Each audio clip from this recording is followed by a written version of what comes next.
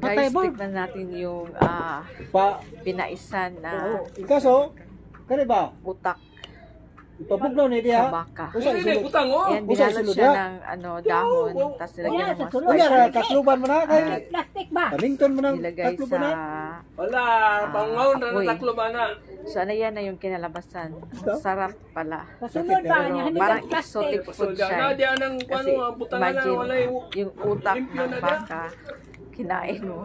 Pero masarap, parang ice cream. Marami daw sustansya nan.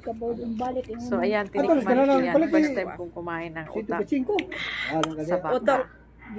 So, ayan o. Pang place. So, place ko na yan. Ayan o. Masarap siya. Dapat may kasama tong ano.